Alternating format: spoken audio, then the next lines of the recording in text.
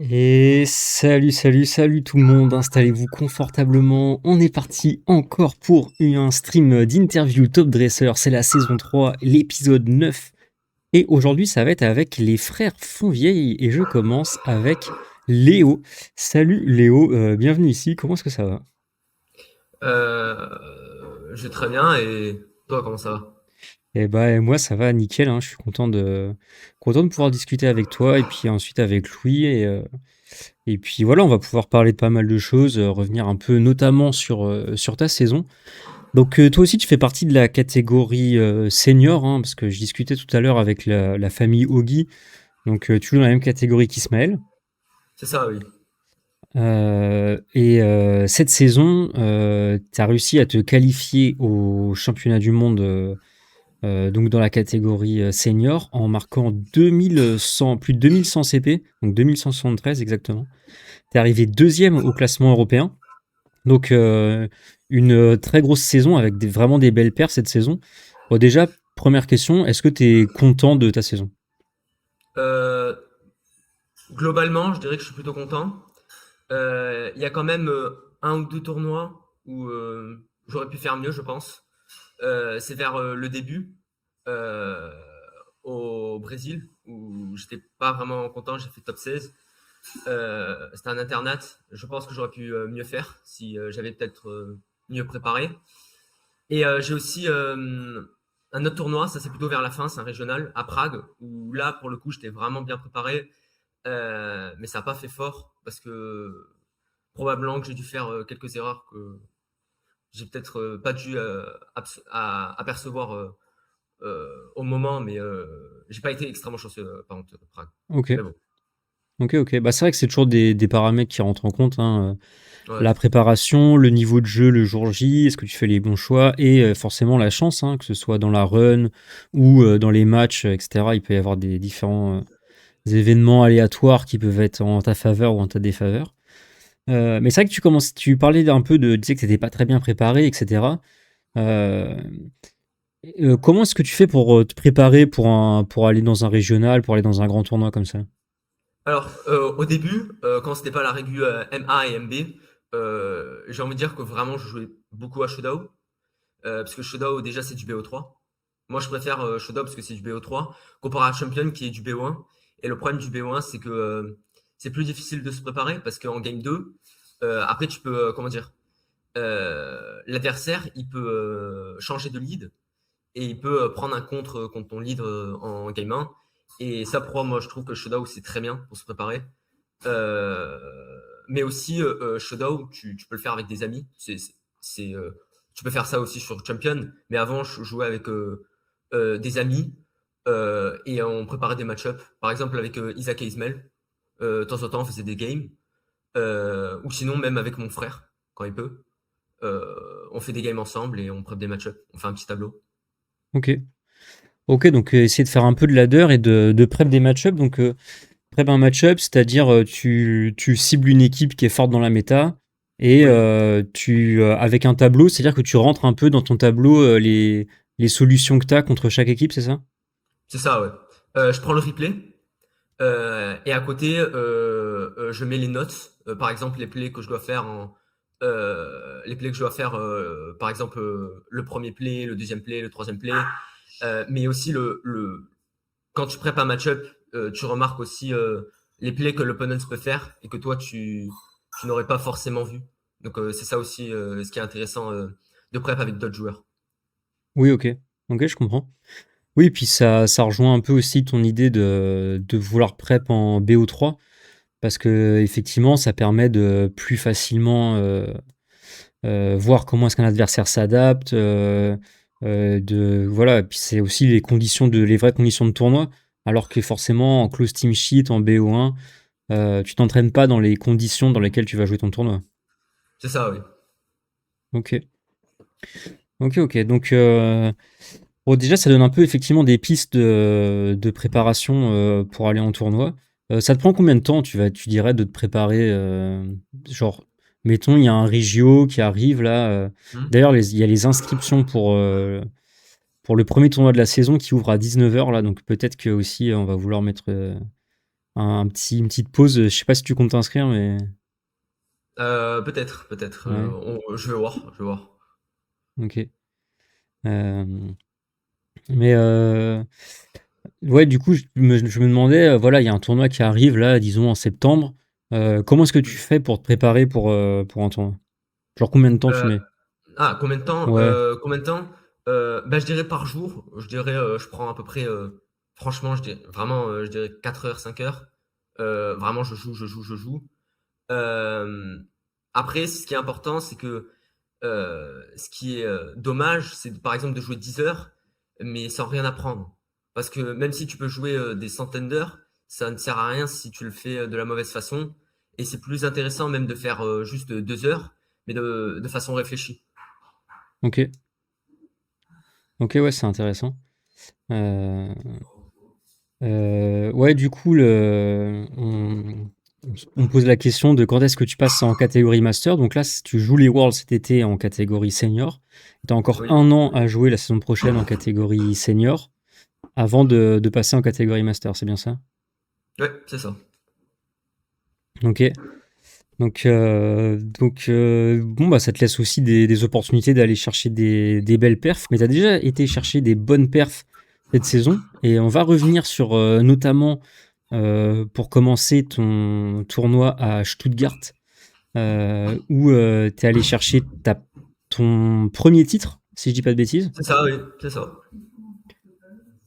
Tac, donc tu jouais une équipe voilà, avec Dracolos, avec Pyrax qui se place, qui avait pas abri d'ailleurs, c'est intéressant, avec un Ursa King Rest, Lune Vermeille. Est-ce que tu as envie de revenir rapidement sur ton équipe, expliquer deux, trois trucs dessus Euh, oui, je peux revenir rapidement. Alors, de base, dans l'équipe que je voulais jouer, j'ai fait énormément d'adaptations. De base, c'était une équipe Magmar avec Basque Légion. Pour finir, au Brésil, j'ai pris juste Dracolos, Ursula Blood Moon, Volk, Rila, King. Mais sauf que j'avais remplacé Annihilape par un Fenard au Brésil. Je me suis dit, il y a un match-up qui est dur. Et c'était P2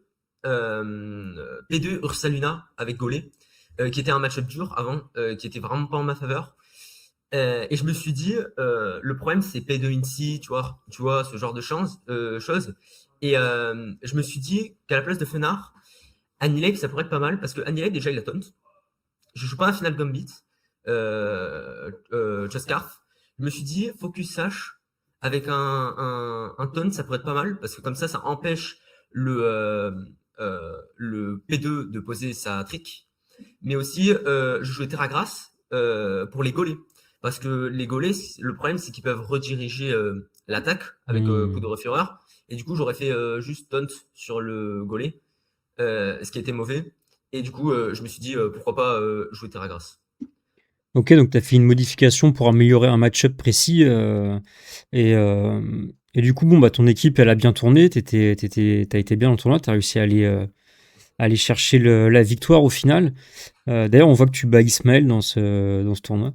Euh, Il jouait P2 ouais, et mon match-up était en ma faveur. ok. Parce qu'en fait, j'avais pris un peu annulé pour ce match-up, du coup, ça me l'améliorait tellement que euh, c'était en ma faveur. Ouais. Est-ce que le fait qu'il y ait un nombre de joueurs assez restreint dans les catégories jeunes, donc par exemple en senior, ça fait que tu sais un peu plus ce que vont ramener tes adversaires?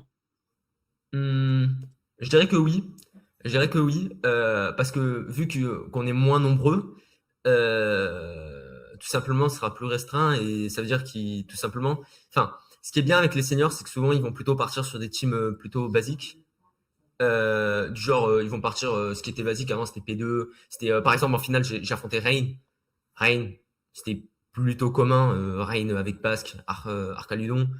Hem Même chose aussi, il y avait Rain avec Ursalina Sinishka, comme on peut le voir dans le top 4.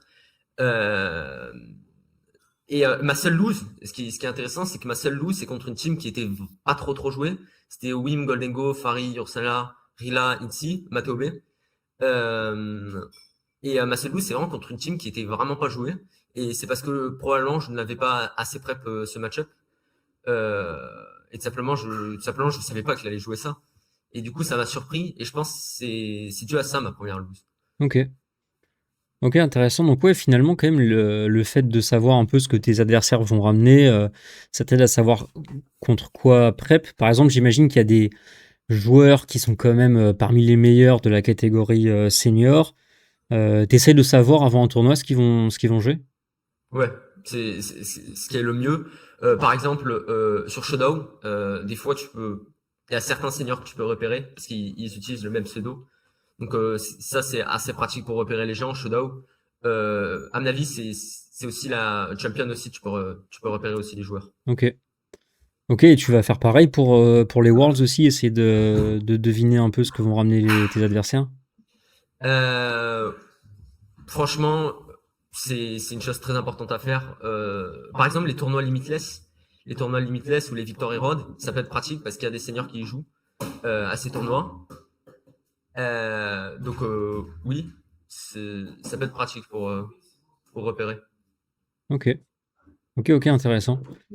Euh, Bon, du coup, si on termine peut-être sur Stuttgart, t'as réussi à aller chercher un titre. T'étais comment en sortant du tournoi? Bon, j'imagine que tu devais être content, mais t'étais en mode, ok, ça te prouvait que t'étais capable de le faire, ou parce que ça fait aussi ta saison en mode, tu sais que t'es qualifié pour les Worlds, etc., et plus besoin de se poser la question. Ça te fait quelle sensation? Euh, Ma première sensation, j'étais vraiment plutôt content et fier de moi euh, parce que franchement, ça faisait longtemps. Enfin, j'ai fait de nombreux tournois franchement, je suis très très content de cette première win.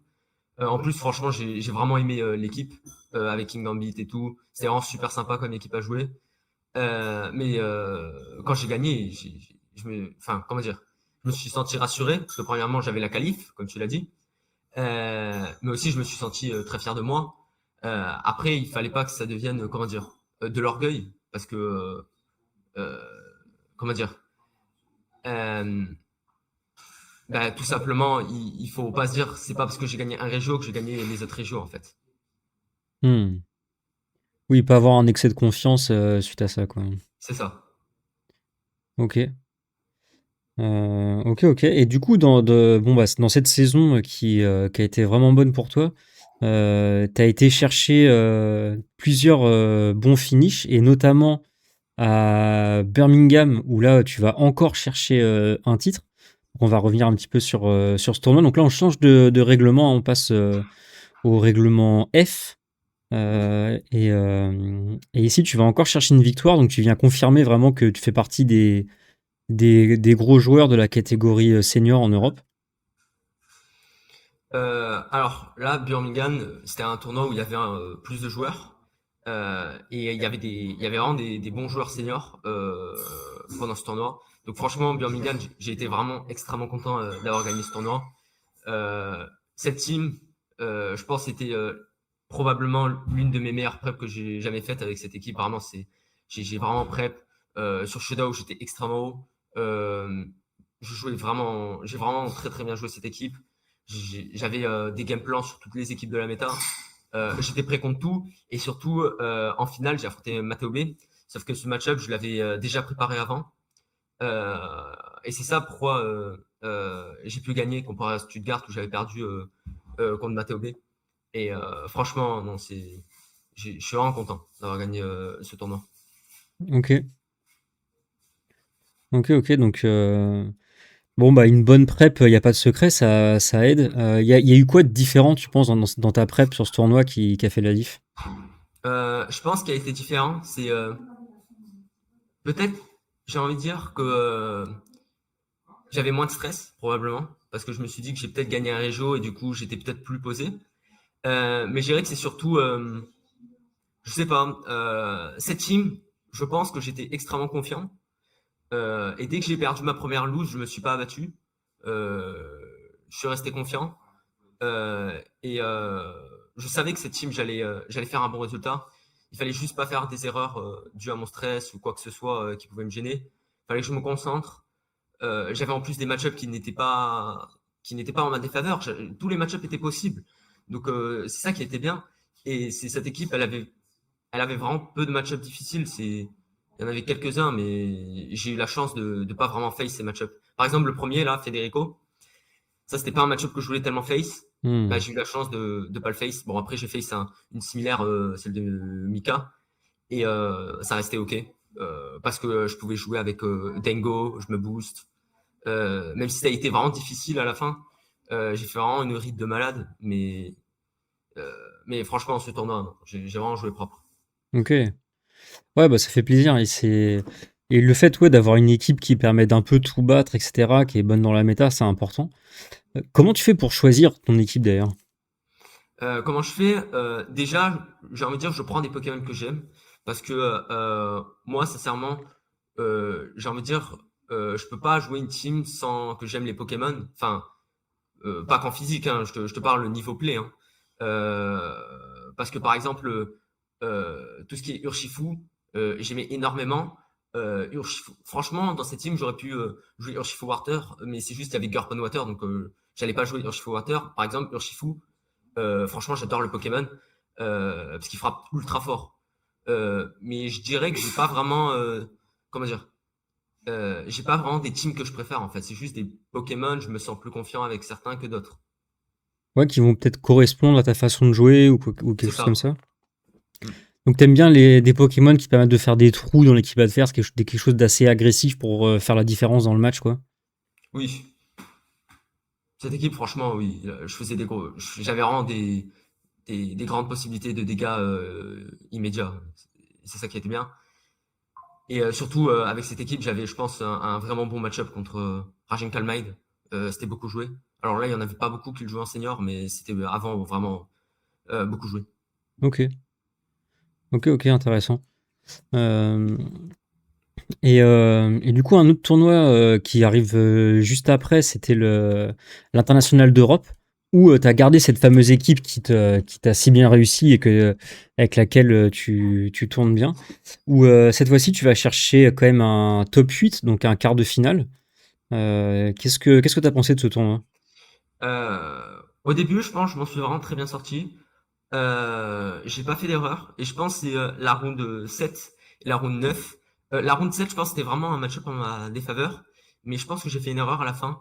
Parce qu'en fait, l'opponent a fait une erreur, sauf que moi, je n'ai pas profité de cette erreur. Donc ça, je pense, c'est une de mes erreurs. Runwin, j'affronte Kevin. Franchement, quand je l'ai fait à la Runwin, Kevin, j'étais vraiment pas confiant parce que mon match-up était vraiment en ma défaveur. Mais quand je dis en ma défaveur, il est vraiment horrible. Je déteste P2 Ursaina comme match-up. Et je pense que j'ai gagné cette round parce que tout simplement, je l'avais beaucoup prep déjà ce match-up. Mais c'est surtout, je pense, j'ai pas fait d'erreur et je pense qu'il n'était pas prêt contre ça. Et je l'ai pris par surprise par l'équipe. Round 9, je pense que j'ai fait des erreurs. Mon match-up, je pense, était en ma faveur. J'ai juste mal joué. Je l'ai balancé. Et round 11, il y avait un 50. Je l'ai perdu. C'est ma faute. C'est pas grave. Le match-up, je l'ai pas trop apprécié. J'ai pas eu trop de chance niveau top 8. Mais c'est pas grave. C'est le jeu. Ça arrive. Et au moins, j'ai appris que, tout simplement, même si j'ai gagné l'opponent à la round 8, je peux toujours perdre. Hein. Oui, oui, en fait, parce que oui, c'est un rematch, hein, c'est quelqu'un que tu avais déjà battu juste avant. Euh, donc, oui, bon, ça montre aussi voilà, que le niveau, quand même, il reste élevé.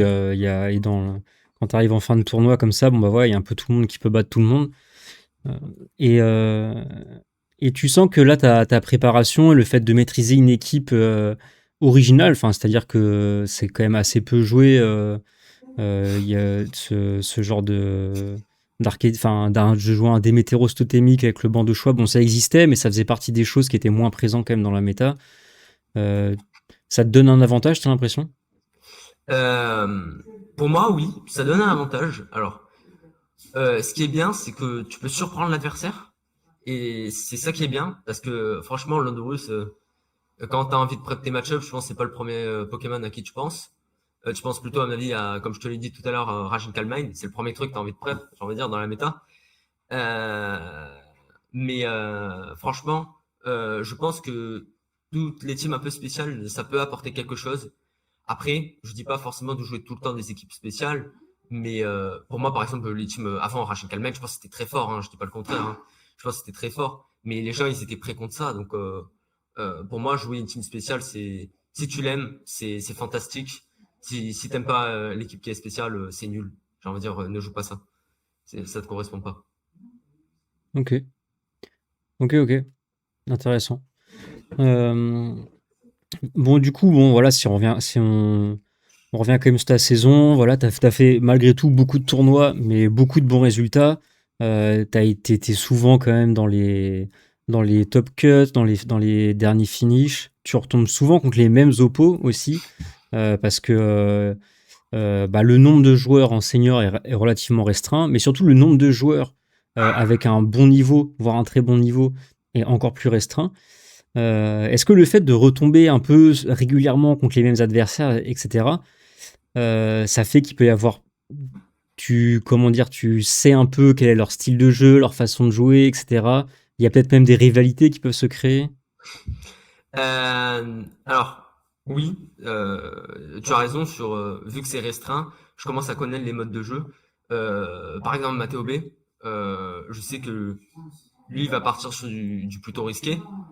Mais aussi, il y a par exemple d'autres seniors, je sais qu'ils vont jouer extrêmement propre. Euh, mais oui, à force de jouer, tu commences à comprendre qu'il y a des joueurs qui vont vraiment plutôt jouer risqué et d'autres qui vont plutôt jouer vraiment basique, calm mind, protect, ce genre de trucs, vraiment basique. Euh, voilà, ce genre de play. Ok, ok, ouais, j'entends. Et bon, du coup, tu vas aux Worlds à San Francisco cet été. C'était deuxième Worlds. Ouais, T'étais, deuxième round. t'y étais aussi l'année dernière, hein. Oui, Ouais. j'étais. Euh, et bon, alors déjà, la première question, c'est quoi ton objectif pour ces championnats du monde? Mon objectif, enfin, personnellement, j'aimerais bien faire top 8. Je sais que ça va être très difficile. Je vise un objectif qui est quand même assez haut, mais je pense que c'est possible. Je pense que je peux y arriver si je m'entraîne bien et si surtout, c'est important, hein, la chance aussi, c'est très important dans le jeu. On dirait pas, hein, mais c'est dans le jeu, c'est vraiment important d'avoir de la chance. Parce que pour gagner les Worlds, de toute façon, il faut de la chance. Et franchement, si ça arrive pendant les Worlds, si j'ai de la chance pendant les Worlds, je serais vraiment très content. Ok, ok, ok. Et la préparation, elle se passe comment pour le moment pour les Worlds? Je dirais que je me sens plutôt confiant. J'essaie un peu tout. Et surtout, ce qui est bien, c'est que je me sens confiant à peu près avec tout. Je pense partir. Je vais voir sur quoi je vais partir. Je suis pas trop stressé. J'ai le temps. De toute façon, il reste 3 semaines. Ok. Bon, ça va venir quand même vite, mais est-ce que pour le moment, tu n'as pas d'équipe fixée, tu sais pas forcément ce que tu vas ramener, quoi. Pour l'instant, non. J'ai des idées, mais pas je suis pas sûr pour l'instant. Ok, ok, ok, intéressant. Bah, une autre question aussi, parce que c'est vrai que les Worlds, ils vont avoir quelque chose de spécifique cette année, c'est que ils vont se dérouler sur un nouveau jeu, Pokémon Champions, qui est sorti il y a quelques mois, il y a 3 mois. Euh, Bah alors déjà, toi, est-ce que tu as apprécié ce jeu? Et ensuite, est-ce que, comment dire, t'es content que la compétition, elle se déroule sur Champions maintenant? Euh, Moi, franchement, je suis plutôt content du nouveau jeu Pokémon Champion. Pour moi, ce qui est dommage, c'est qu'ils auraient pu faire des games en BO3. Ce qui est dommage, c'est que nous, on joue en BO1 et je trouve ça un peu dommage parce que le problème, c'est qu'on voit pas la team list. Et ça, c'est ennuyant parce que tu peux pas savoir ce que l'opponent joue. Mais en tout cas, oui, franchement, je le trouve bien le jeu.